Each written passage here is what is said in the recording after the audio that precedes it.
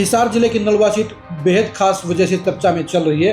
ये सीट इस बार दोनों ही पार्टियों के लिए अलग अलग मायनों से विशेष बन गई है, क्योंकि इस सीट के ऊपर जहां कांग्रेस ने जीत के पक्के दावेदार संपत सिंह को टिकट नहीं दिया, तो वहीं पर बीजेपी ने भी डिप्टी स्पीकर रणबीर गंगवा को बरवाड़ा शिफ्ट कर दिया और यहां पर कुलदीप बिश्नोई के खासम खास रणधीर पनियार को टिकट दे दिया।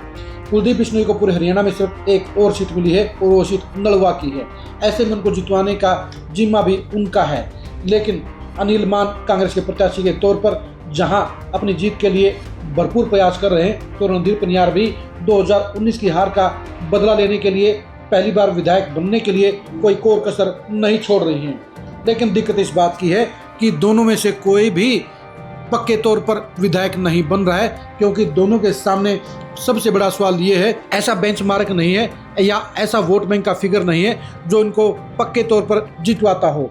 ऐसे माहौल में जेजेपी के वीरेंद्र चौधरी ने एक नया ही पंगा खड़ा कर दिया है, यानी वीरेंद्र चौधरी इन दोनों के बीच में गेम चेंजर बन गए हैं। वीरेंद्र चौधरी किस तरह से गेम चेंजर बने हैं, वीरेंद्र चौधरी चुनाव पर क्या इफेक्ट डाल रहे हैं और वीरेंद्र चौधरी ने क्या नया कर दिखाया है, ये जानने के लिए आज के इस खरी खरी खबर को आप जरूर देखिए।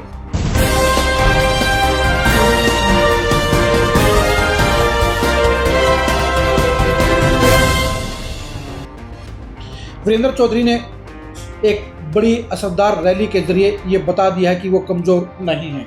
2019 में जेजेपी के टिकट पर चुनाव लड़ने वाले वीरेंद्र चौधरी ने 21,000 से ज़्यादा वोट लिए थे और इस चुनाव में उन्हें अंडर एस्टिमेट किया जा रहा था, लेकिन उन्होंने असरदार रैली के जरिए ये बता दिया है कि उनको हल्के में लेना विरोधियों के लिए ठीक नहीं होगा और वो मजबूती से मैदान में डटे हुए हैं। लोगों की भारी मौजूदगी के बीच में वीरेंद्र चौधरी ने यह साबित कर दिया कि वो एक मजबूत दावेदार हैं और ट्रायंगल फाइट में वो अपना दावा रखते हैं।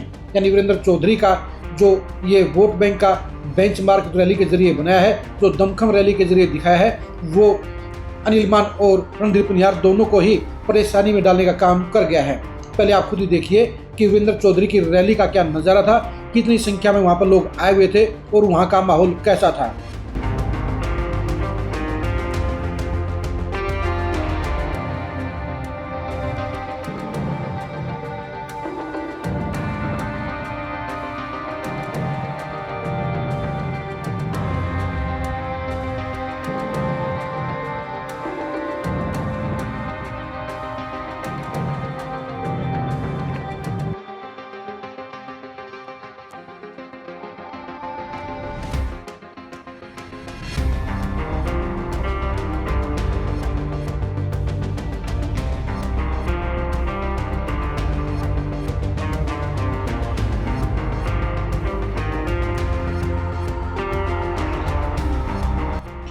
आपने देख लिया होगा कि वीरेंद्र चौधरी की रैली बेहद असरदार थी। जेजेपी के इस इलाके में हुई वो सबसे बड़ी रैली थी, यानी साउथ हरियाणा में और वेस्ट हरियाणा में जेजेपी की जो भी रैलियां हुई हैं वो सबसे बड़ी रैली के तौर पर वीरेंद्र चौधरी की रैली कही जाएगी। और वीरेंद्र चौधरी ने ये साबित कर दिया है कि उनकी 5 साल की मेहनत जाया नहीं गई है। वीरेंद्र चौधरी ने यह भी दिखा दिया है कि जिस तरह से उन्होंने फील्ड में वर्क किया था, उसके हिसाब से उनके लिए इलाके में एक विशेष जगह बन सकी है और वो इलाके में एक अपना खुद का जनाधार खड़ा कर गए हैं। यानी नलवा हल्के में वीरेंद्र चौधरी जेजेपी के दायरे से बाहर निकल गए हैं। जेजेपी के नाम पर वोट उनको नहीं मिल रहे, बल्कि व्यक्तिगत तौर पर वीरेंद्र चौधरी ने जो 5 साल तक समाज सेवा की थी, जो लोगों का सहयोग किया था, जो सामाजिक कार्य किए थे, उनके बलबूते पर उनका एक खास वोट बैंक मिल गया है और इस वोट बैंक के बलबूते पर ही वीरेंद्र चौधरी ने ये असरदार रैली करने का काम किया। वीरेंद्र चौधरी को इस बार चंद्रशेखर रावण की पार्टी का भी फायदा हो रहा है, क्योंकि एएसपी के जुनूनी बच्चे युवक हर गांव के अंदर मौजूद हैं और वो रैली में बड़े जज्बात के साथ, बड़े जोश के साथ शामिल हुए।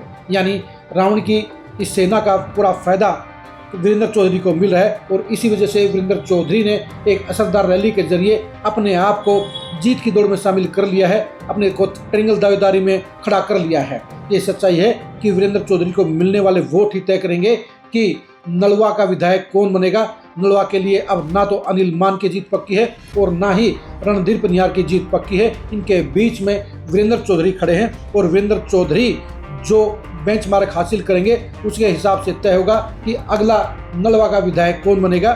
नलवा के समीकरणों के बारे में आप क्या सोचते हैं, ये कमेंट करके जरूर बताइए। नलवा में रणधीर पनियार, अनिल मान और वीरेंद्र चौधरी में से कौन जीतेगा, ये भी कमेंट करके आप जरूर बताइए। आप हमारे फेसबुक पेज को फॉलो कीजिए, आप हमारे यूट्यूब चैनल को सब्सक्राइब कीजिए। नमस्कार।